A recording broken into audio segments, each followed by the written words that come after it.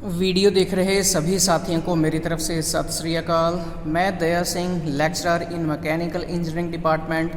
आज के इस वीडियो में हम बात करने जा रहे हैं डिज़ाइन ऑफ फ्लेंज कपलिंग के बारे में। तो फ्लेंज कपलिंग जैसे कि हम जानते हैं कि हमारे पास दो तरह की हो सकती है, unprotective type flange coupling and protective type flange coupling. तो इस वीडियो में हम दोनों के दोनों डिज़ाइन डिस्कस करेंगे कि हम फ्लेंज कपलिंग का डिज़ाइन किस तरह से करते हैं, कौन कौन से इनके मेन कंपोनेंट्स हैं और हर एक कंपोनेंट को किस हिसाब से हम डिज़ाइन करते हैं। तो सबसे पहले अगर हम बात करें कि फ्लेंज कपलिंग चाहे वो प्रोटेक्टिव टाइप है चाहे वो अनप्रोटेक्टिव टाइप है, यूज़ कहाँ पे होगी, तो जहाँ पे हमें दो शाफ्ट्स को जोड़ना है और वो दोनों शाफ्ट्स बिल्कुल कोएक्सियल पोजीशन के ऊपर हों, उन दोनों के जो एक्सिस हैं शाफ्ट्स के वो एक दूसरे के बिल्कुल सामने हो, तो वहाँ पे हम फ्लेंज कपलिंग का इस्तेमाल करेंगे। तो सामने आपको स्क्रीन के ऊपर एक कपलिंग नज़र आ रही है जो सामने आपको शो कर रही है अनप्रोटेक्टिव टाइप फ्लेंज कपलिंग। तो इनके जो कंपोनेंट्स हैं आपको सामने स्क्रीन के ऊपर साफ तौर पे नज़र आ रहे होंगे कि हमें इन दोनों शाफ्ट्स को जोड़ना है। से this is shaft number 1 and this is shaft number 2। इनको हमने दो कपलिंग्स के साथ जोड़ा। इनको हमने बोल दिया फ्लेंज नंबर 1, से दिस इज़ फ्लेंज नंबर 2। इस फ्लेंज की ये हो गई हब 1 हो गई, ये हब 2 हो गई। इनको हमने फर्दर नट बोल्ट की हेल्प से आपस में जोड़ा है। तो ये सारा सेटअप है हमारे पास अनप्रोटेक्टिव टाइप फ्लेंज कपलिंग का। इसी तरह से हम देखते हैं कि प्रोटेक्टिव टाइप का जो सेटअप है वो किस तरह से होगा। अब जो हम सामने स्क्रीन के ऊपर जो डायग्राम देख रहे हैं, जो 3D मॉडल देख रहे हैं, ये है हमारे पास प्रोटेक्टिव टाइप फ्लेंज कपलिंग। अब ये protective type flange coupling unprotective type से किस तरह से डिफरेंट है कि यहाँ पे जो फ्लेंज है उसकी कुछ प्रोटेक्शन अलग से प्रोवाइड की गई है। जो हमारे नट या बोल्ट की जो हेड्स हैं उनके ऊपर एक प्रोटेक्शन होगी जो कि कुछ थिकनेस की होगी।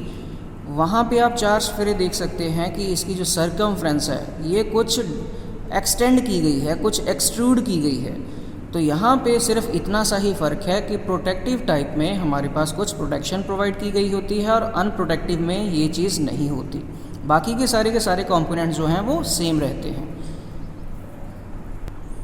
इनके अगर कंपोनेंट्स की एक बार बात की जाए तो यहाँ पे हमें साफ तौर पे नज़र आ रहा है शाफ्ट यूज़ हो रही है, की यूज़ हो रही है, नट एंड बोल्ट का यूज़ हो रहा है और फ्लेंज को दो हिस्सों में बांट दिया इसने, हब एंड फ्लेंज। फ्लेंज की फर्दर आगे कुछ प्रोटेक्शन है। तो ये हैं इसके कुछ components of the flange coupling. Next हम बात करते हैं कि फ्लेंज कपलिंग के दौरान हम कौन कौन से कंपोनेंट का डिज़ाइन करेंगे। जब भी फ्लेंज कपलिंग के डिज़ाइन की बात आती है तो हमेशा ही हम जो फ्लेंज कपलिंग का हब है उसका डिज़ाइन करेंगे, जो उसके अंदर शाफ्ट यूज़ होगी उसका डिज़ाइन करेंगे, की का डिज़ाइन होगा, फ्लेंज का डिज़ाइन होगा और उसके अंदर जो नट बोल्ट यूज़ हो रहे हैं उसका डिज़ाइन होगा। अब 1 बाय 1 इनकी बात करेंगे कि इनको किस तरह से हम डिज़ाइन करते हैं। फ्लेंज कपलिंग के सभी कंपोनेंट्स का डिज़ाइन एक्सप्लेन करने से पहले हम सबसे पहले ये देख लेते हैं कि जो डिज़ाइन ऑफ फ्लेंज कपलिंग के अंदर जो डिफरेंट प्रपोर्शंस हमने लिए हैं, जो अलग अलग हमने डायमेंशंस लिए हैं, वो कौन कौन से लिए हैं और किस तरह से हमें उनको कंसीडर करना है। तो सबसे पहले हम मान के चलते हैं कि जो डायमीटर ऑफ द शाफ्ट है या इंटरनल डायमीटर ऑफ हब है इसको हम लेके चलते हैं small d and outer diameter of the hub is taken as capital D। Next है हमारे पास स्मॉल db, नॉमिनल और outside diameter of the bolt, जो नट बोल्ट हमने इसके अंदर यूज़ करने हैं उसका डायमीटर। नेक्स्ट आ जाता है हमारे पास D1, कैपिटल D1, ये है pitch circle diameter of the bolt. Next हमने लिया है small n which is number of the bolts, और नंबर ऑफ बोल्ट्स हमने इसमें कितने यूज़ करने हैं, 3 यूज़ करने हैं, 4 यूज़ करने हैं, 5, 6, 7, 8 कितने यूज़ करने हैं। नेक्स्ट है हमारे पास TF, small t into f। तो थिकनेस ऑफ द फ्लेंज, जो फ्लेंज हमने यूज़ करनी है उसकी थिकनेस कितनी होनी चाहिए। नेक्स्ट है हमारे पास TPF, ये केस सिर्फ वहीं पे यूज़ होगा जहाँ पे प्रोटेक्टिव कपलिंग हम यूज़ करेंगे। तो जो थिकनेस ऑफ प्रोटेक्टिव एरिया होगी वहाँ पे सिर्फ कैलकुलेट करेंगे जहाँ पे प्रोटेक्टिव कपलिंग की हम बात करेंगे। नेक्स्ट है हमारे पास D2 है हमारे पास outside diameter of the flange, कि फ्लेंज का जो आउटसाइड डायमीटर है। नेक्स्ट हमने कुछ इस तरह से इसकी डिमेंशंस ली हैं कि जो इनके अंदर स्ट्रेसेस जनरेट होंगी वो कौन कौन सी होंगी। तो सबसे पहले हम अगर बात करें tau S, tau B and tau K, ये आगे हमारे पास अलाइबल शियर स्ट्रेसेस जो मटेरियल के अंदर प्रोड्यूस होंगी shaft, bolt and key material के अंदर। नेक्स्ट है टाउ सी, जो अलाइबल शियर स्ट्रेस प्रोड्यूस होगी फ्लेंज कपलिंग के मटेरियल के अंदर, जो मोस्टली हम लेके चलते हैं कास्ट आयरन का। नेक्स्ट है crushing stresses in bolt and in key, the allowable crushing stresses of bolt and की। ये थी हमारी कुछ प्रपोर्शंस जो हमने इसके अंदर कंसीडर करके चलने हैं। अब इन्हीं प्रपोर्शन को एक बार हम डायग्राम की हेल्प से समझेंगे, 2D डायग्राम की हेल्प से, कि ये किस तरह से हमें नज़र आएंगे। सामने स्क्रीन के ऊपर हम एक सेटअप देख रहे हैं जो हमें शो कर रहा है अनप्रोटेक्टिव टाइप फ्लेंज कपलिंग का 2D diagram. This is our front view and this is our half side view. Front view के अंदर हम देख रहे हैं कि सारे का सारा जो हमारा फ्रंट व्यू है उसको हमने सेक्शनड फॉर्म में शो किया है, कंप्लीट सेक्शन है, फुल सेक्शन है। तो इसके अंदर इस फुल सेक्शन शो करने का मतलब क्या है कि हम यहाँ पे शो करना चाह रहे हैं कि जो इसके इंटरनल कंपोनेंट्स हैं, पार्ट्स हैं, वो सभी साफ तौर पे नज़र आए। तो यहाँ पे हम देख रहे हैं कि ये दो जो शाफ्ट्स हैं इनको हमने आपस में जोड़ा हुआ है। दिस इज से shaft number 1 and this is से शाफ्ट नंबर 2। इस शाफ्ट को इस फ्लेंज कपलिंग के हब के साथ अटैच किया गया है विद द हेल्प ऑफ की नंबर 1 से दिस इज़ की नंबर 2। और दोनों की दो जो की यूज़ होंगी वो 90 डिग्री के एंगल पे यूज़ होंगी। अगर यहाँ पे मान के चलिए हम एक सर्कल प्लॉट करें तो यहाँ पे साइड व्यू से आप साफ तौर पे देख सकते हैं कि एक की हमने यहाँ पे यूज़ की है और दूसरी एग्जैक्ट इसके 90 डिग्री के ऊपर यहाँ पे यूज़ की है। तो यहाँ पे बाकी जो डायमेंशंस हैं उसके वो किस तरह से हैं जो हमने अभी प्रोपोर्शंस देखे थे।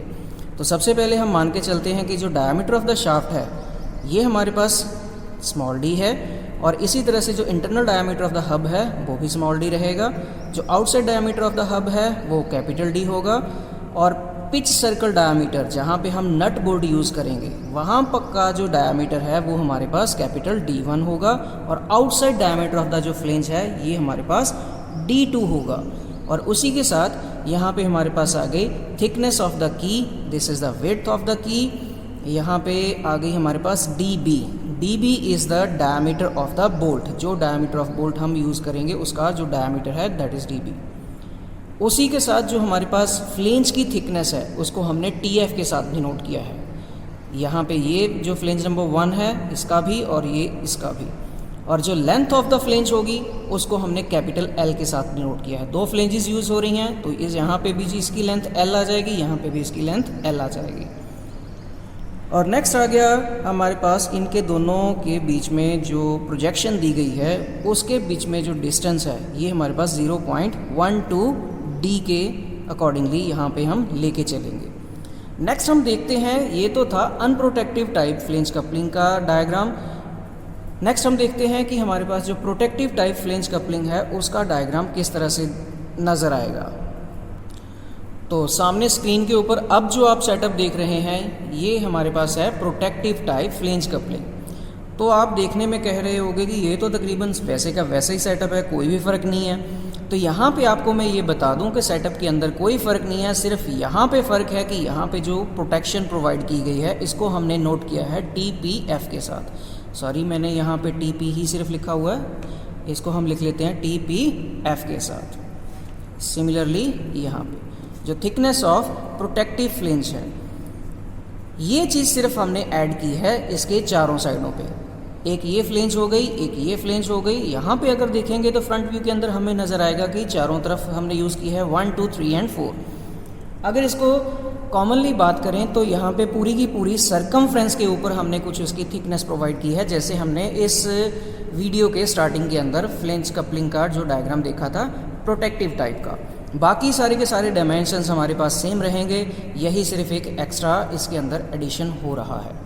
तो अब हम बात करते हैं कि जो हमने प्रोपोर्शंस लिए थे अब उनकी exact value with respect to the diameter of the shaft हमने कितनी कितनी लेके चलनी है। सो फर्स्टली हम बात करते हैं if the diameter of the shaft और inner diameter of the hub is taken as small d, तो उसके रिस्पेक्टिव बाकी जो होंगे हमारे पास the outside diameter of the hub that is capital D which is equals to 2d, 2 times the shaft diameter, and length of the hub capital L is equals to 1.5 d in mm. Pitch circle diameter d1 which is equals to 3d, outside diameter of the flange d2 that is equals to 4d. यहाँ पे मैंने कुछ calculate करके बताया है कि ये 4d कैसे बना. नेक्स्ट आ गया हमारे पास thickness of the flange that is TF, जिसको हम लेके चलेंगे 0.5d mm.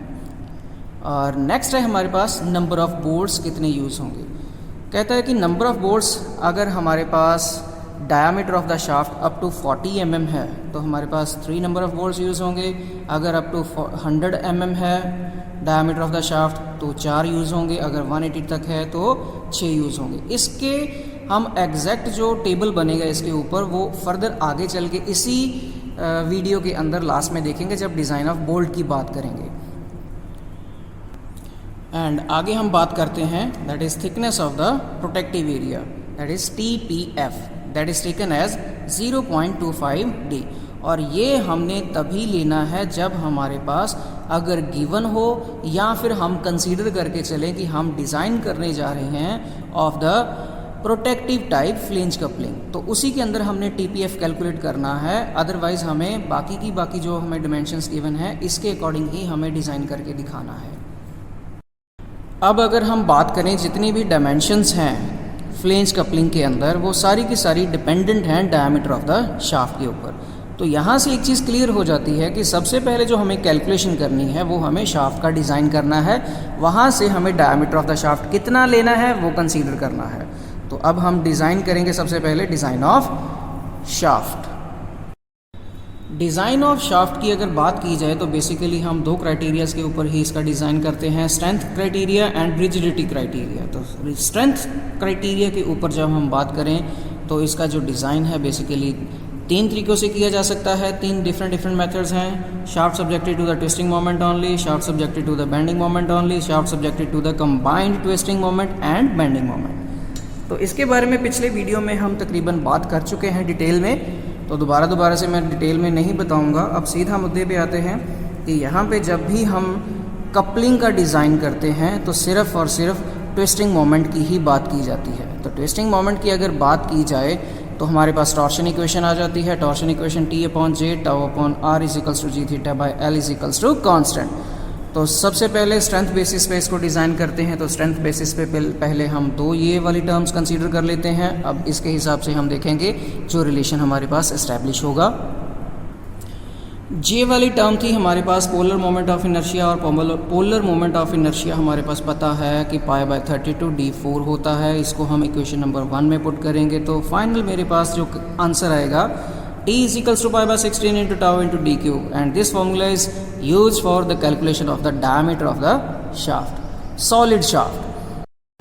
नेक्स्ट हम बात करते हैं हॉलो शाफ्ट के लिए. अगर हमें कैलकुलेशंस करनी है कि हॉलो शाफ्ट का जो इंटरनल डायमीटर है एक्सटर्नल डायमीटर है वो कितना होगा, तो उसके लिए हम J की वैल्यू पुट करेंगे π/32 d4 - d4.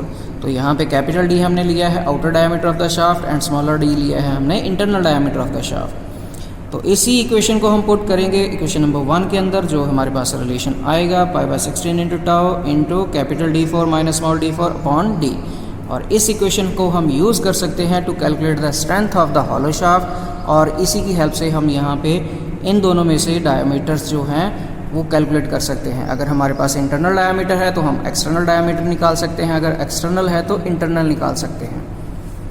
नेक्स्ट हम बात करते हैं कि अगर हमारे पास कुछ दोनों डायमीटर ना दिए गए हों और रेशियो गिवन हो, internal diameter to the external diameter की रेशियो गिवन हो, तो यहाँ पे हमने लिया है K is the factor which is equals to small d/कैपिटल D, the ratio of internal diameter to the external diameter. तो इस चीज़ को यहाँ पे पुट करेंगे तो इक्वेशन यहाँ से कुछ चेंज होकर यही वाली इक्वेशन कुछ इस तरह से आ जाएगी π/16 × τ × d3 × 1 - k⁴. तो इस फार्मूला की हेल्प से हम strength of the hollow shaft calculate कर सकते हैं, या फिर इससे हम diameter of the shaft calculate कर सकते हैं जब हमारे पास शाफ्ट एक हॉलो शाफ्ट हो. नेक्स्ट हम बात करते हैं power transmitted by the shaft. कि अगर मान लीजिए हमारे पास कुछ प्रॉब्लम गिवन है और उसके अंदर हमें दिया हुआ है कि कुछ पावर ट्रांसमिटिंग शाफ्ट है और वो हमारे पास कुछ इस तरह से पावर ट्रांसमिट कर रही है, कुछ वैल्यू गिवन होगी वॉट्स के अंदर और उसी के साथ कुछ आरपीएम्स गिवन होंगे, तो वहाँ पे हमारे पास टॉर्क कितनी ट्रांसमिट होगी उसको ईजिली हम कैलकुलेट कर सकते हैं। और इस फॉर्मूला की हेल्प से जो टॉर्क ट्रांसमिटेड कैलकुलेट होगी वो हमेशा ही न्यूटन मीटर्स के अंदर कैलकुलेट होगी। इस चीज़ को ख़ास तौर पे ध्यान दीजिएगा। नेक्स्ट हम बात करते हैं design of the shaft on the basis of rigidity, के रिजिडिटी के बेसिस के ऊपर हम शाफ्ट को किस तरह से डिज़ाइन करते हैं। तो टॉर्शन इक्वेशन हमने देखी थी, T/J is equals to tau upon R is equals to G theta by L. तो इनमें से ये जो वाली टर्म है हमारे पास जी थीटा बाय एल, इसकी हेल्प हम लेंगे to calculate the torsional rigidity या एंगुलर ट्विस्ट, या हम बोल सकते हैं इसको स्टिफनेस ऑफ द शाफ्ट कितनी है। तो यहाँ से बेसिकली हमने कैलकुलेट करना होता है थीटा, कि जब कोई शाफ्ट रोटेट कर रही है तो उस दौरान उसके अंदर जो ट्विस्ट पैदा होगा वो कितना होगा, रेडियंस के अंदर या डिग्रीज़ के अंदर। तो इन रिलेशंस को हम कुछ इस तरह से यूज़ करेंगे। इस वाले रिलेशन को चाहे मैं फर्स्ट के साथ यूज़ कर लूँ चाहे सेकंड के साथ यूज़ कर लूँ। तो मैंने फर्स्ट के साथ यूज़ किया तो वहाँ से थीटा इजीली मैं कैलकुलेट कर सकता हूँ कि मेरी वैल्यू कितनी आ रही है। नेक्स्ट हम बात करते हैं डिज़ाइन ऑफ बाकी जो मेरे फ्लेंज कपलिंग के बाकी फीचर्स हैं उनके बारे में, कि जैसे हमने यहाँ से देखा कि हमारे पास कुछ फाइनल आ जाएगा कि मेरा डायमीटर ऑफ द शाफ्ट कितना होगा, और उसी डायमीटर को मैं यूज़ करके जो पहले वाली मैंने फीचर्ड वैल्यूज़ ली थी, सारे के सारे प्रोपोर्शन वैल्यूज़ ली थी, उनको हम इजीली कैलकुलेट कर सकते हैं। जैसे कि मैं आपको अगर शो करूं दोबारा, तो ये हमने जो कुछ प्रोपोर्शनेट वैल्यूज़ ली थी इन सभी के अंदर हम दोबारा से सारी की सारी वैल्यूज़ पुट करेंगे और सारी वैल्यूज़ ईजिली हमारे पास कैलकुलेट होके आ जाएंगी कि कितनी कितनी वैल्यू हमारे पास आई हर एक कंपोनेंट की। फिर यहाँ से हम इनको अब टेस्ट करेंगे कि गिवन स्ट्रेसेस के लिए क्या ये कैलकुलेटेड वैल्यूज़ मेरी सस्टेन कर पाएंगी, उस लोड को बियर कर पाएंगी, क्या मेरा डिज़ाइन सेफ रहेगा या नहीं। तो उसके लिए फर्दर हम इसको प्रोसीड करेंगे। अब हम बात करते हैं कि जब हमारे पास सारी की सारी प्रोपोर्शनेट वैल्यूज़ कैलकुलेट हो गई, उसके बाद जो हमने डिज़ाइन करना है, सबसे पहले हम डिज़ाइन करेंगे डिज़ाइन ऑफ हब, कि हब का डिज़ाइन किस तरह से होगा। और पिछले वीडियो में भी हमने बात की थी जब हमने मफ का डिज़ाइन डिस्कस किया था कि इन कंपोनेंट को हम डिज़ाइन करते हैं एज अ हॉलो शाफ्ट। तो हॉलो शाफ्ट के लिए हम फॉर्मूला जानते हैं कि कौन सा यूज़ होगा, strength of the hollow shaft के लिए जो हम फॉर्मूला यूज़ करते हैं सेम फॉर्मूला हम यूज़ करेंगे यहाँ पे। तो T is equals to pi by 16 into tau into D cube into 1 minus K power 4। तो इस रिलेशन की हेल्प से अब हम यहाँ पे इसको यहाँ देखिए कि मेरे पास अब प्रीवियसली अगर देखा जाए तो T की वैल्यू हम डिज़ाइन ऑफ जब हमने शाफ्ट डिस्कस किया तो स्टार्टिंग के अंदर हमने T कैलकुलेट कर ली पावर वाला फॉर्मूला यूज़ करके। अब पाई बाय 16 कांस्टेंट है, टाउ की वैल्यू हमें दी गई होगी, डायमीटर हमने अभी पिछले स्टेप में ही देखा कि हम कैलकुलेट कर लेंगे। तो K की वैल्यू कुछ ना कुछ हम यहाँ पे यूज़ कर लेंगे। यहाँ सीधा ही इस रिलेशन को हम इस तरह से यूज़ कर सकते हैं, आपको यहाँ पे राइट साइड पे दिख रहा है T is equals to pi by 16 into tau into D4 minus D4 upon D। तो यहाँ पे ये सारी की सारी वैल्यूज़ गिवन है, तो हमने यहाँ पे कैलकुलेट करना क्या है, हमें यहाँ पे कुछ कैलकुलेट नहीं करना।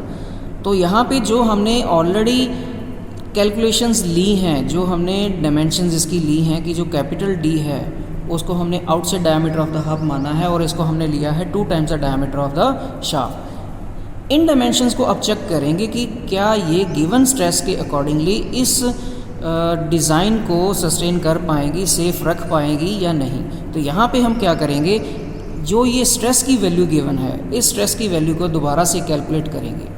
अगर ये कैलकुलेट की गई वैल्यू मेरी गिवन वैल्यू से कम हो या उसके इक्वल हो तो डिज़ाइन हमारा हब का सेफ आ जाएगा। मीन टू से कि ये जो हमने डायमेंशंस ली हैं कैपिटल डी और स्मॉल डी, ये इस पोर्शन को इस स्ट्रेस के लिए सस्टेन कर पाएंगी, सेफ कर पाएंगी। जैसे कि आप यहाँ पे देख पा रहे हैं, from this relation the induced shearing stress is in the hub is checked. Next ये चीज़ हमारी ओके हो जाएगी, फिर हम कैलकुलेट करेंगे इसकी लेंथ के बारे में। तो length of the hub is taken as 1.5 d। तो इसको हमने ऑलरेडी वैसे पहले डिस्कस कर लिया है। पिछले स्टेप की तरह ही नेक्स्ट जो हमारा स्टेप आएगा हब के डिज़ाइन से, अगला स्टेप है डिज़ाइन ऑफ फ्लेंज। तो डिज़ाइन ऑफ फ्लेंज के अंदर हमारे पास जो डायमेंशंस यूज़ हो रही हैं, आप सामने स्क्रीन के ऊपर यहाँ पे कुछ फॉर्मूला देख रहे होंगे कि that is given as t is to pi d square by 2 into tau F into T F. इसके अंदर कुछ वैल्यूज़ आ रही हैं, तो ये वैल्यू सारी हम ऑलरेडी वैसे कैलकुलेट कर चुके हैं, तो सिर्फ हमें यहाँ पे इसको चेक करना है कि जो पावर पीछे से सप्लाई की गई तो उसने जितनी टॉर्क ट्रांसमिट की, क्या उस टॉर्क को ये डायमेंशंस सस्टेन करेंगी या नहीं करेंगी, क्या ये पहले मेरा डिज़ाइन फेल हो जाएगा या पास होगा।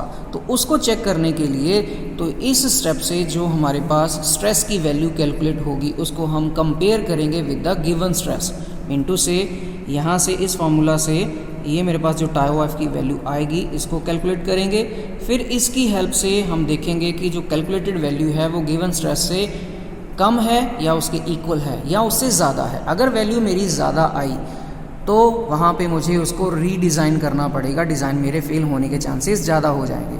अगर मेरी वैल्यू कम आती है तो डिज़ाइन मेरा सेफ़ है। अब थोड़ा सा ये देखते हैं कि ये जो फॉर्मूला हमने लिया है ये बना कैसे। हमें पता है कि जो टॉर्क होती है उसका फार्मूला होता है फोर्स इंटू परपेंडिकुलर डिस्टेंस, और फोर्स का फार्मूला होता है स्ट्रेस इंटू एरिया, और परपेंडिकुलर जो डिस्टेंस है उसको हम लेके चलेंगे दैट इज़ d बाई 2। ये हमने d बाई 2 क्यों लिया है?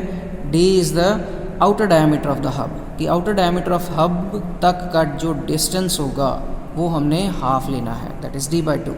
तो इन सारी वैल्यूज़ को कंपेयर करके हम इकट्ठा इस फॉर्मूले में डालेंगे तो हमारे पास आ जाएगा t is equals to tau into area into D by 2, और एरिया हमारे पास आ गया that is pi into D into T F. ये हो गया हमारे पास एरिया, और टाउ एफ हो गया मेरे पास stress, and this is the distance. तो ये कंप्लीट हमारा फॉर्मूला है। तो इसकी हेल्प से हम इजीली कैलकुलेट कर सकते हैं कि हमारी ये जो इक्वेशन है वो इस स्ट्रेस को सेटिस्फाई कर रही है या नहीं कर रही। नेक्स्ट हम देखते हैं इसी के अंदर थोड़ा सा और गिवन है कि हमारे पास जो थिकनेस ऑफ फ्लेंज है that is always taken as 0.5d in the case of unprotective type flange coupling. और साथ में ही मैंने एक चीज़ और नोट की है कि TPF is equals to 0.25d, ये और एडिशन हो जाएगी in case of only protective type coupling के अंदर। सो इन्हीं स्टेप्स के साथ मेरा डिज़ाइन ऑफ फ्लेंज भी कंप्लीट हो जाता है। नेक्स्ट हम बात करते हैं डिज़ाइन ऑफ की के बारे में या डिज़ाइन ऑफ बोल्ट के बारे में। इनको हम आगे पीछे करके जैसे मर्जी नोट कर सकते हैं। तो सबसे पहले हम डिस्कस करने जा रहे हैं डिज़ाइन ऑफ की। डिज़ाइन ऑफ की जब हम बात करते हैं तब हमें इनकी डायमेंशंस कैलकुलेट करनी होती है। तो डायमेंशंस हमारे पास कुछ इस तरह से गिवन होती है, T is the thickness, W is the width and L is the length of the key. और हमेशा इसको डिज़ाइन किया जाता है एज अ संक की। और यहाँ पे जो इसके प्रपोर्शनेट वैल्यूज़ जो हैं हमारे पास कुछ रिलेशंस गिवन हैं, वो कुछ इस तरह से हैं। Thickness is always taken as d by 6 and width is always taken as d by 4 and length is always taken as 3.5d। तो यहाँ पे जो 3.5d है वो complete length of the key है, तो इसको कंप्लीट नहीं लेना। इसको यहाँ पे हम जानते हैं कि दो फ्लेंजेस हम यूज़ करेंगे, तो वहाँ पे जो लेंथ आएगी हमारे पास that is equals to L by 2 which is equals to 3.5 divided by 2 which is approximately equals to 1.5d, तकरीबन इसके इक्वल आ जाएगी। तो यहाँ से इन रिलेशंस को यूज़ करके हम इजीली कैलकुलेट कर लेंगे कि हमारे पास जो थिकनेस है वो कितनी आ रही है, विड्थ कितनी आ रही है, लेंथ जो है वो कितनी आ रही है। तो हमने फिर कैलकुलेट करना क्या है, यहाँ पे तीनों की तीनों तो हमारी रिलेशंस के साथ आ गई, क्योंकि डायमीटर ऑफ द जो शाफ्ट है वो हमने पहले स्टेप में कैलकुलेट कर लिया, वहाँ से सीधा इसको हमने कैलकुलेट कर लिया। तो यहाँ पे हम अब इसको चेक करेंगे कि जो इसके अंदर जो स्ट्रेसेस इंड्यूस्ड होंगी उन स्ट्रेसेस के रिस्पेक्टिव हम इसको टेस्ट करेंगे, चेक करेंगे। एंड हम जानते हैं कि जब भी कोई शाफ्ट के साथ कोई की इस्तेमाल की जाती है तो जितनी ट्विस्टिंग मोमेंट हमारी शाफ्ट के अंदर प्रोड्यूस होती है उतनी ही हमारी प्रोड्यूस होती है की के अंदर। तो वहाँ से हम ईज़िली लेके चलते हैं कि जो वो की है यूज़ की गई उसका जो फेलियर है वो तकरीबन 2 तरीके से हो सकता है, under shearing and under crushing. तो यहाँ पे शीयरिंग के अंदर जो उसका रिलेशन गिवन होता है वो होता है T is equals to L into W into tau into D by two, and crushing के अंदर होता है T is equals to L into T by two into crushing stress into D by two. तो यहाँ पे भी अगर देखा जाए तो सारी की सारी वैल्यूज़ हमारे पास हैं, यहाँ पे भी सारी की सारी वैल्यूज़ हमारे पास हैं, मगर हमें इसको चेक करना है, इन वैल्यूज़ को चेक करना है। एल को, डब्ल्यू को, डायमीटर को हम चेंज नहीं कर सकते यहाँ पे। एल डब्ल्यू जो डायमेंशंस ऑफ द की हैं इनको चेक करेंगे। एल इंटू टी जो थिकनेस है उसको चेक करेंगे कि क्या ये डायमेंशंस मेरी ये जो स्ट्रेस इंड्यूस होगी इसको सस्टेन कर पाएगी या नहीं कर पाएगी। तो यहाँ से क्या करेंगे, इस फार्मूला से टाउ की वैल्यू कैलकुलेट करेंगे, इस फार्मूला से हम क्रशिंग स्ट्रेस की वैल्यू कैलकुलेट करेंगे। अगर ये कैलकुलेटेड वैल्यूज़ हमारी गिवन वैल्यू से कम आती हैं या इक्वल आती हैं तो हमारा डिज़ाइन सेफ रहेगा। सो इसी स्टेप के साथ तकरीबन हमारा जो डिज़ाइन ऑफ की है वो कंप्लीट हो जाता है। मगर एक चीज़ का ख़ास तौर पे हमें यहाँ पे ध्यान देना है कि जब भी कभी हमारे पास जो शीयर स्ट्रेस की वैल्यू है वो अगर हाफ दी गई हो then the crushing stress value, तो हमेशा ही हम एक स्क्वायर की डिज़ाइन करते हैं रैदर देन अ रेक्टेंगुलर की। जैसे कि एग्जांपल के तौर पे हम यहाँ पे मान के चलते हैं कि क्वेश्चन के अंदर जो हमारे पास शीयर स्ट्रेस की वैल्यू है वो 40 मेगापास्कल दी गई है और क्रशिंग की उसकी वैल्यू जो है उससे डबल दी गई है, 2 टाइम्स है। तो वहाँ पे जो हम की का डिज़ाइन करेंगे वो एज अ स्क्वायर की डिज़ाइन करेंगे, जहाँ पे मेरी जो thickness and width of the key है वो सेम होंगी और उनको हम कुछ इस तरीके से लेके चलेंगे। T is equals to W which is equals to D by 4। तो इस रिलेशन के साथ उसको हम डिज़ाइन करेंगे हमेशा ही। So design of flange coupling का जो लास्ट वाला टॉपिक है वो हमारे पास है डिज़ाइन ऑफ बोल्ट्स के बारे में, कि जब भी कोई बोल्ट कपलिंग के साथ यूज़ किया जाता है तो कितने नंबर ऑफ बोल्ट हमने यूज़ करने हैं, वो बोल्ट के फेलियर होने के चांसेस कहाँ कहाँ से कैसे कैसे हो सकते हैं। तो जब भी कोई टॉर्क ट्रांसमिटिंग एलिमेंट के साथ बोल्ट यूज़ किए जाएंगे तो वहाँ पे shear स्ट्रेसेस के चांसेस ज़्यादा होंगे, वहाँ पे क्रशिंग के चांसेस ज़्यादा होंगे। तो यहाँ पे हम देखते हैं कि सबसे पहले कि नंबर ऑफ़ बोल्ट्स कितने यूज़ करने हैं, that is taken as n, small n के साथ हमने ले लिया, और उसका जो पिच सर्कल डायमीटर है PCD that is taken as D1 which is taken as 3D, जिसको हम 3D के इक्वल लेके चलते हैं। तो हम सबसे पहले देखते हैं कि जो ऑल बोल्ट्स हैं उनके ऊपर लोड कितना पड़ेगा, that is taken as π/4 into DB² into tau B into n। तो यहाँ पे जो मैंने टर्म्स ली हैं वो कितनी कितनी हैं, कौन कौन सी हैं। n is the number of bolts कितने यूज़ करने हैं, tau B is the stress कितनी जनरेट होगी, शीयर स्ट्रेस कितनी जनरेट होगी बोल्ट मटेरियल के अंदर, और ये बोल्ट मटेरियल का डायमीटर हमने कितना लेना है, कंप्लीट कहलाएगा मेरे पास एरिया ऑफ द, या इसको बोल सकते हैं cross sectional area of the bolt. तो नेक्स्ट जो टॉर्क ट्रांसमिट होगी इन्हीं बोल्ट्स के ऊपर वो कितनी होगी, T is equals to π/4 into tau B into n into D1/2। ये कहाँ से बना फार्मूला, हमें पता है टॉर्क होती है हमेशा फोर्स इंटू परपेंडिकुलर डिस्टेंस, और फोर्स हमने तकरीबन पिछले स्टेप में कैलकुलेट कर ली, उसी को मैंने डिस्टेंस के साथ मल्टीप्लाई कर दिया। अब ये डिस्टेंस कहाँ से लेना है, PCD का हाफ। नेक्स्ट यही हम इक्वेशन यूज़ करेंगे for the calculation of DB कि डायमीटर ऑफ द बोल्ट हमारे पास कितना होगा, कितना हमें उसको कंसीडर करना है, क्योंकि जो प्रीवियस हमने रिलेशंस किए थे सेकंड स्टेप के अंदर वहाँ पे DB को कैलकुलेट करने के लिए कोई फार्मूला नहीं दिया गया।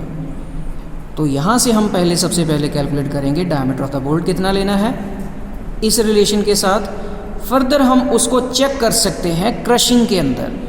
अगर हमें क्वेश्चन के अंदर क्रशिंग स्ट्रेस की वैल्यू दी गई हो तो हम इसको क्रशिंग के लिए चेक कर सकते हैं, क्या ये क्रशिंग के अंदर डिज़ाइन मेरा सेफ रहेगा, उसको सस्टेन कर पाएगा या नहीं कर पाएगा। तो उसके लिए हमें रिलेशन कौन सा यूज़ करना है, सिंपली ऊपर वाली इक्वेशन में जो हमारा ये इक्वेशन थी इसके अंदर सिर्फ एरिया चेंज होगा, यहाँ पे था शेयरिंग एरिया और यहाँ पे बन जाएगा वही एरिया मेरा क्रशिंग एरिया। तो जो क्रशिंग एरिया रहेगा वो हमेशा होगा मेरे पास DB into TF, diameter of the bolt into thickness of the flange, जितना जितना एरिया मेरा क्रश आउट होगा। तो यहाँ पे जो टॉर्क ट्रांसमिशन की मेरे पास इक्वेशन बनेगी वो कुछ इस तरह से बन जाएगी, N into D B into T F into crushing stress into d1/2। तो इसके साथ हम यहाँ पे चेक कर सकते हैं कि क्रशिंग स्ट्रेस मेरी कितनी आ रही है, और वो स्ट्रेस क्या मेरी गिवन स्ट्रेस से कम है या ज़्यादा है। अगर कम है तो मेरा design of the bolt is safe for the given twisting moment या टॉर्क। सो यहाँ पे मैंने लास्ट में यही लिखा है कि इंड्यूस्ड जो क्रशिंग स्ट्रेस है बोल्ट्स के अंदर, उसको हम इजीली चेक कर सकते हैं क्रशिंग के अंदर। एंड लास्टली हमारे पास एक टेबल गिवन है कि हमें कपलिंग के अंदर कितने नंबर ऑफ बोल्ट्स यूज़ करने होंगे। तो अगर हमारा diameter of the shaft 0 to 40 की रेंज के इन बिटवीन है तो हम नंबर ऑफ बोल्ट यूज़ करेंगे 3। अगर 40 to 100 है तो नंबर ऑफ बोल्ट्स यूज़ करेंगे 4। अगर 100 to 150 है तो 5, 150 से 200 है तो 6, 200 से 300 है तो 8, अगर 300 से अबव हैं तो हम 10 नंबर ऑफ बोल्ट्स हम यूज़ करेंगे for the design of flange coupling. So इसी के साथ ये जो मेरा आज का टॉपिक था वो कंप्लीट है on the design of flange coupling. So video काफ़ी आपने देखा होगा कि थोड़ा लेंथी चला गया, बट मैंने डिटेल में इसको समझाने की कोशिश की है। होपफुली आपको सभी के सभी टॉपिक्स ईजिली समझ आए होंगे। अगर कोई क्वेरी रह गई तो प्लीज़ मुझे कमेंट करके ज़रूर पूछिएगा, I will definitely help you out. Thank you very much video देखने के लिए। सत श्री अकाल।